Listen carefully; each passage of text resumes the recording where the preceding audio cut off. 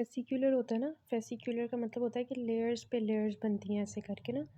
तो ये मूडन्स अल्सर एक होता है, इसमें क्या होता है कि कोलाजिन जो होता है ना हमारा, वो ब्रेक डाउन करता जाता है, तो उसकी वजह से ना एक लेमेले फॉर्म में ना ऐसे वो डिजनरेशन कॉर्निया की होती जाती है और फिर इस तरह से ना थोड़ा सा एक रीजन रह जाता है सिर्फ कॉर्निया का, जो कि क्लियर रह जाता है, बाकी सारा इन्वॉल्व हो जाता है।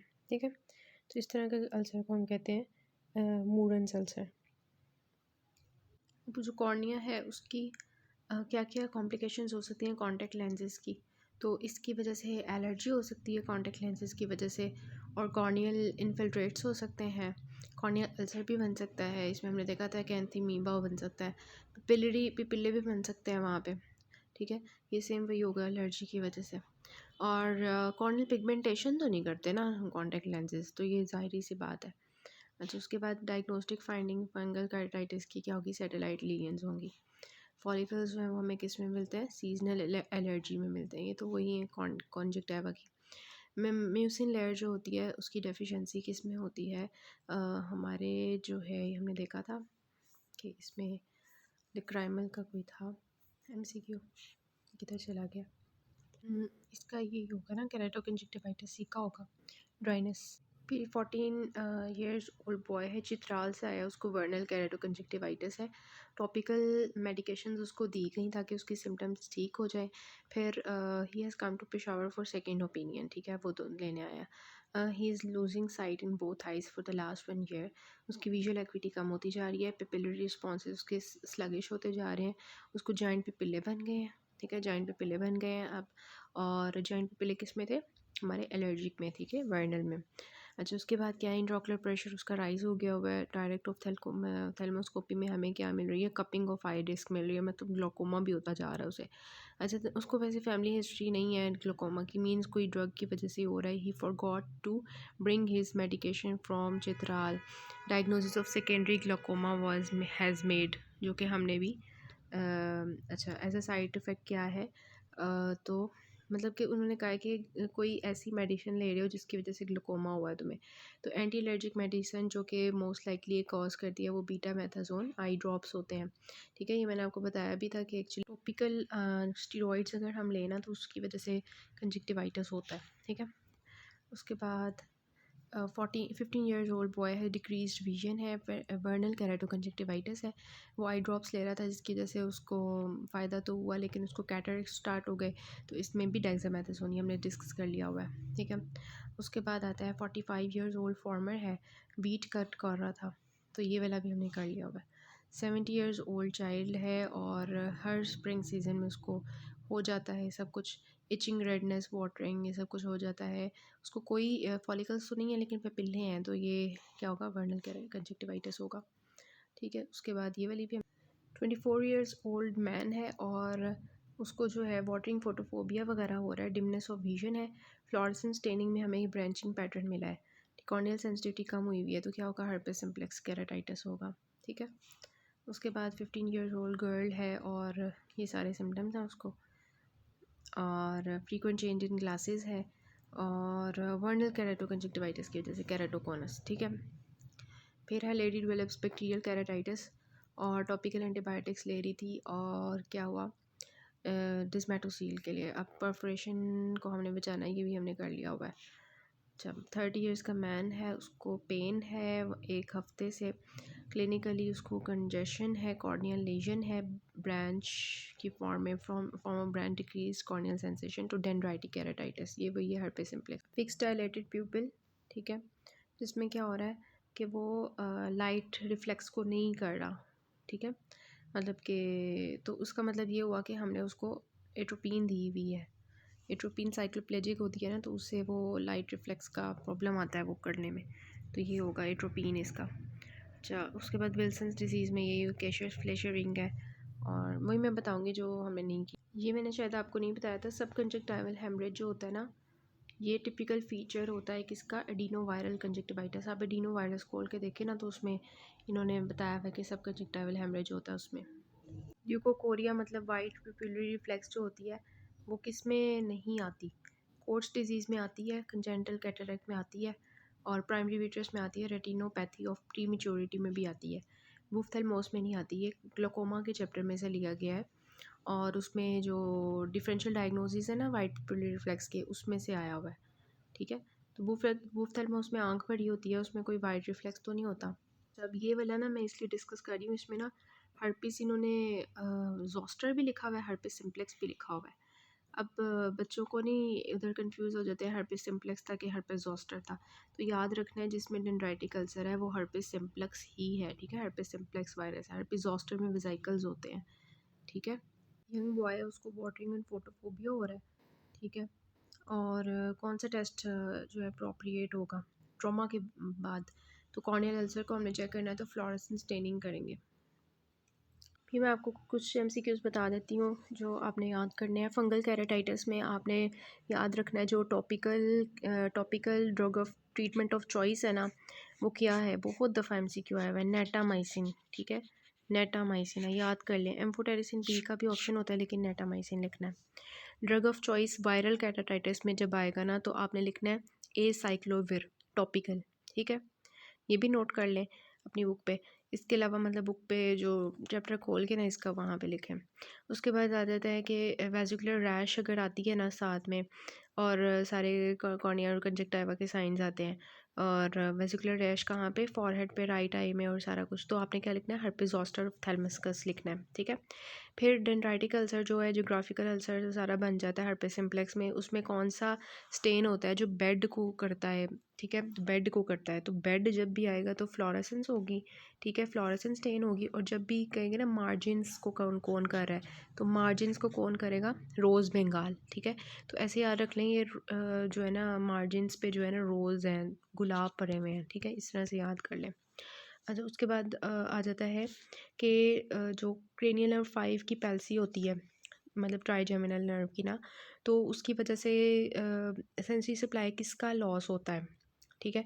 तो आपको पता होना चाहिए, आपके कॉर्निया के एनाटमी वाले चैप्टर में ना स्टार्ट में लिखा हुआ है कि ट्राइजेमिनल जो होती है ना नर्व, उसकी लॉन्ग सीलियरी नर्व, ये भी एमसीक्यू आया हुआ है कि कौन सी सीलियरी नर्व होती है जो कॉर्निया को सप्लाई करती है। ट्राइजेमिनल की एक डिवीजन होती है लॉन्ग सीलियरी नर्व, ठीक है, वो हमारी कॉर्निया को सप्लाई करती है। एमसीक्यूज़ में लॉन्ग शॉर्ट सारा लिखा होता है, तो लॉन्ग सीलियरी नर्व सप्लाई करती है। और यह है कि ट्राइजेमिनल जो होती है वो हमारी कॉर्निया को सप्लाई करती है। कॉर्नियल पैनस जो होता है वो किसकी वजह से बनता है, ट्रैकोमा में क्लेमेडिया की वजह से, ठीक है। इसके अलावा जो ट्रांसपेरेंसी होती है कॉर्निया की, वो किससे मेंटेन होती है, एंडोथेलियम पंप से, ही हमने कर लिया था। अच्छा, इसके अलावा इंटरस्टिशियल कैराटाइटिस जो होता है ना, उसमें वो किस किस की वजह से हो सकता है, वो सारे ऑप्शन उन्होंने दिए हुए हैं, herpes simplex, herpes zoster, chlamydia, तो तीनों की वजह से हो सकता है, ठीक है। क्योंकि अगर वो वैसे तो सुपरफिशियल इन्फेक्शन कॉज करते हैं, लेकिन ये डीप अगर स्ट्रोमा में चले जाएंगे तो उसकी वजह से। अच्छा, उसके बाद आता है clear corneal incisions are associated with all of the following characteristics except, मतलब हम जो है अगर कॉर्निया के ऊपर इंसिजन दें किसी भी सर्जरी के लिए, तो उसकी वजह से क्या हो सकता है, उसकी वजह से वहाँ पे वूंड हो सकती है, मतलब वूंड बर्न कर सकती है, या वहाँ पे उसको दोबारा से सील करना मुश्किल हो जाएगा, या वहाँ पे water less likely to be water diet, और यह है कि एंडोफ्थल्माइटिस का रिस्क ज़्यादा हो जाएगा, ठीक है।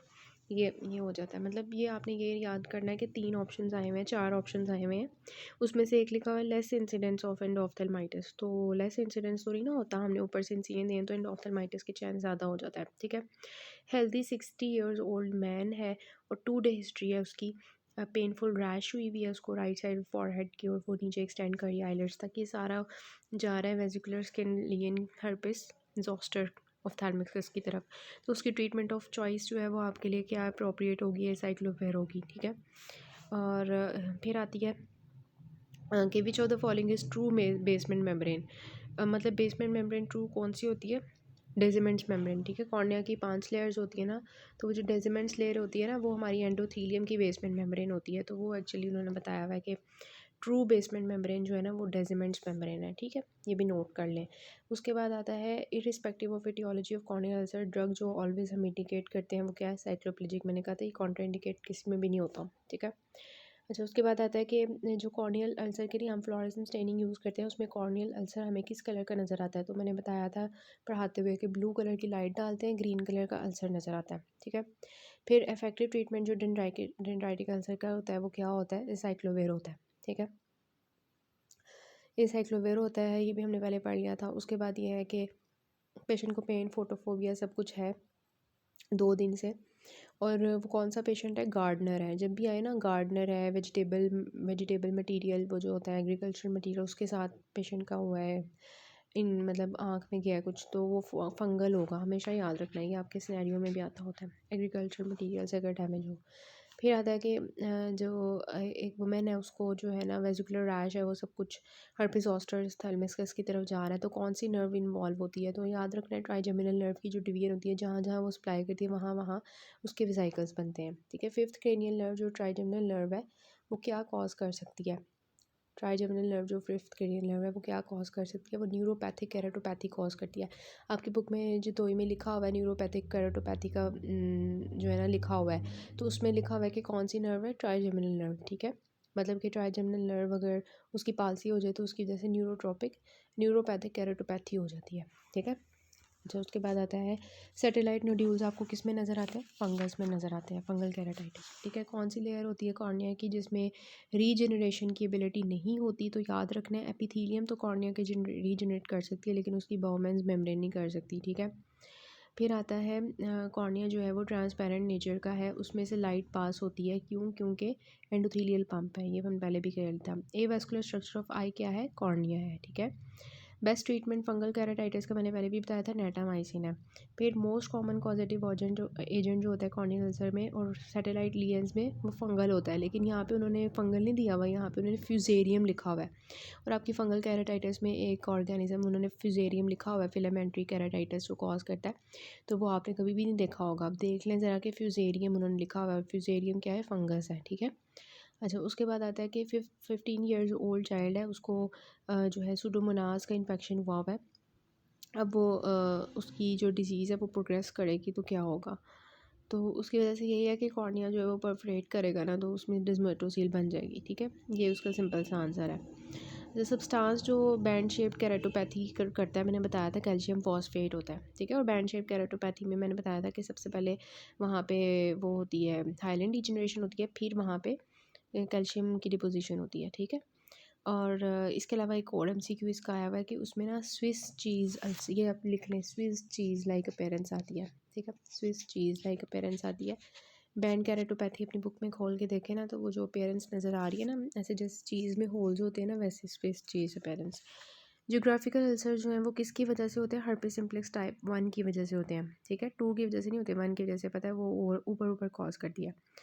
उसके अलावा आ जाता है कि यंग गर्ल है, उसको केराटोकोनस है, ट्रीटमेंट ऑफ चॉइस क्या होगा? तो याद रखना है केराटोकोनस का ट्रीटमेंट ऑफ चॉइस लिख बुक पे मार्क कर लें, केराटोप्लास्टी है। ठीक है। सर्जरी है। फिर एक MCQ आता होता है कि जो है ना कॉर्नियल बैक्टीरियल अल्सर में ना हमें नज़र आ रही है स्लफिंग नज़र आ रही है, नेक्रोसिस नज़र आ रही है, तो ये कौन सी स्टेज होगी? तो जोगी के लिहाज से ना इसकी स्टेज है प्रोग्रेसिव स्टेज। ठीक है। लेकिन यहाँ पे एक्टिव लिखी हुई है जतोई में, लेकिन आपने प्रोग्रेसिव याद रखना है, प्रोग्रेसिव स्टेज में अल्सर बनता है। ठीक है। ये आप नोट कर लें वहाँ पे। उसके अलावा जो है सैटेलाइट लीजेंस हमें किस में मिलती हैं? Fungal keratitis. ठीक है। ये दोबारा से वही MCQ है। उसके बाद आता है कि कॉर्निया की जो लास्ट लेयर होती है वो किसके साथ कांटेक्ट में होती है? एक्वियस ट्यूमर के, और वो लास्ट लेयर कौन सी? एंडोथेलियम है। ठीक है। ब्लंट ट्रॉमा के बाद जो है ब्लंट ट्रॉमा हुआ है और सुपरफिशियल कॉर्नियल अल्सर है, तो अब उसका ट्रीटमेंट ऑफ चॉइस क्या होगा? हम एंटीबायोटिक्स देंगे। ठीक है। और आई पैचिंग कर देंगे। ठीक है। ये इसका ट्रीटमेंट ऑफ चॉइस होगा। मतलब बैक्टीरियल कॉर्नियल अल्सर ना हो जाए ना, उसके लिए हमने एंटीबायोटिक्स देंगे और आई पैचिंग कर देंगे। ठीक है। उसके मतलब देखिए ना, उसको ट्रॉमा हुआ ना आँख पे, अब वो सुपरफिशियल कॉर्नियल अल्सर है, अब हमने ये बताना है कि अंदर कोई बैक्टीरिया ना चला जाए, तो उसके लिए हम क्या करेंगे? आई पैचिंग करेंगे और एंटीबायोटिक्स देंगे। ठीक है। उसके बाद ये आता है कि पेशेंट को पेन है, रेडनेस है, इचिंग है, इंटेंस वाटरिंग है, आँख से आ रहा है, पानी आ रहा है, तो इंजरी के बाद तो कॉर्नियल अल्सर होगा उसको। पेन जब भी होगी तो कॉर्नियल अल्सर। ठीक है। कॉर्निया में इन्वॉल्व होगा।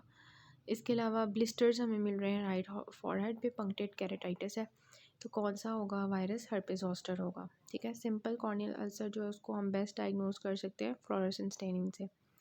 उसके बाद है कि थिक कॉर्नियल ओपेसिटी होगी, तो उसके लिए हम क्या करेंगे?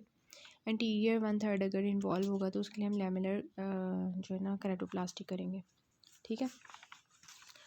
उसके बाद आता है कि 40 ईयर्स ओल्ड लेडी है, उसको टाइफॉइड फीवर है, ड्राइनेस है, पेन है, वाटरिंग है, कॉर्नियल फ्लोरेसेंस स्टेन के अंदर ब्रांचिंग अल्सर हमें मिल रहा है, ठीक है।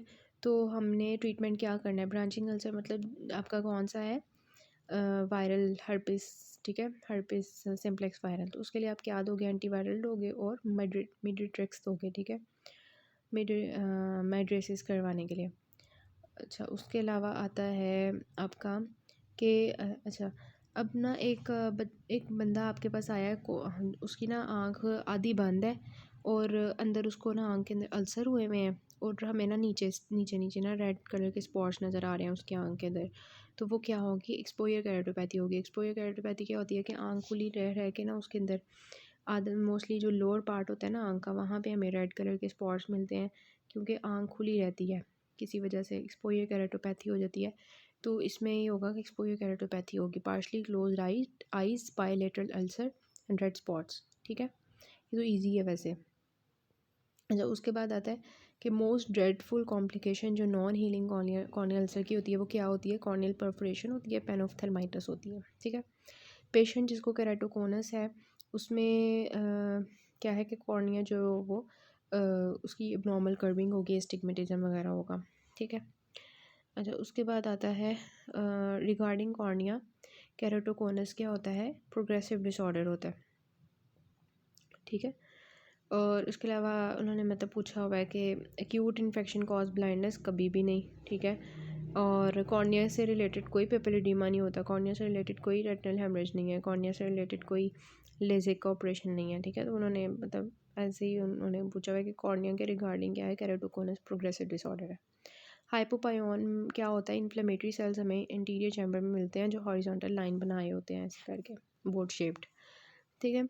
डायप्ट्रिक पावर जो लेंस की होती है वो कितनी होती है, लेंस सॉरी कॉर्निया की होती है, कितनी होती है, लेंस के मुकाबले में ज़्यादा होती है, ठीक है। कॉर्निया की एज अ होल हमारी 60 डायोप्टर्स होती है ना आई की, और उसमें से 40 कॉर्निया की होती है, 20 जो है वो हमारे लेंस की होती है।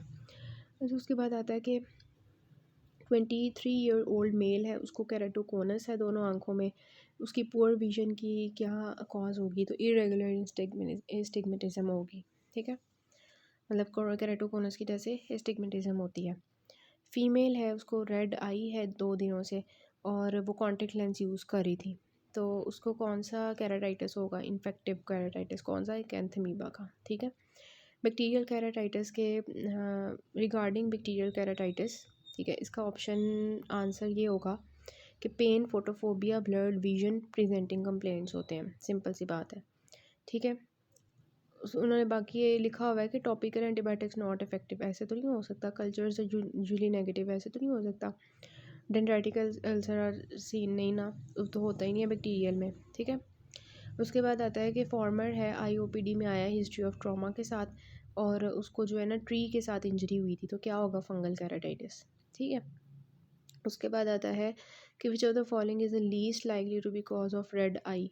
अब रेड आई जो होती है वो कंजक्टिवाइटिस, केराटाइटिस, ग्लाकोमा और यूवीआइटिस, इनमें तो हो सकती है, लेकिन रेटिनोकोराइडाइटिस में नहीं हो सकती, जिसमें रेटिनोकोराइड की इन्फ्लेमेशन हो, उसमें लाल आंख ने क्या करना है, ठीक है। तो ये सिंपल सी बात है। उसके बाद वर्नल केराटोकंजक्टिवाइटिस में कौन सी टाइप की हाइपर सेंसिटिविटी होती है, तो जाके बुक पे देख लें, 1 और 4 टाइप की होती है, ठीक है, ये MCQ आया हुआ है। उसके बाद 53 आपका है, ये कॉर्निया के ना थोड़े ज़्यादा MCQs हैं, तो मतलब ये है भी बहुत इंपॉर्टेंट चैप्टर। अच्छा, उसके बाद ये है कि आया हुआ है क्वेश्चन कि वही कि हर्पेस सिम्प्लेक्स वायरस का इन्फेक्शन हो गया, तो अब जो ग्राफिकल अल्सर हमें मिला है, तो अब क्या होगा, कॉर्निया की सेंसेशन को कम हुई होगी, ठीक है, क्योंकि वायरस जो होता है वो नर्व्स को डैमेज कर देता है। अच्छा, उसके बाद आता है कि ज्योग्राफिकल अल्सर के लिए हम क्या करवाते हैं, डायग्नोसिस फ्लोरेसेंस स्टेनिंग करवाते हैं। उसके बाद है कि कॉन्टेक्ट लेंस वियरर था, उसको कौन सा केराटाइटिस होगा, कैंथेमीबा होगा, ये भी हमने कर लिया। फीदरी एजेस आपको मिल रही हैं ब्लड विजन वगैरह के साथ, तो फीदरी एजेस किस में होती हैं, फंगल में, ठीक है। सैटेलाइट लीनियंस, फीदरी एजेस जाके देखें ज़रा दोबारा, फीदरी एजेस किस में होती हैं, सैटेलाइट लीनियंस सारी फंगल में होती हैं। तो उसके लिए ट्रीटमेंट ऑफ चॉइस हमने क्या पढ़ा था, नेटामाइसिन, ठीक है। This is all about the corneal, important MCQs इंशाल्लाह इसमें से आएगा।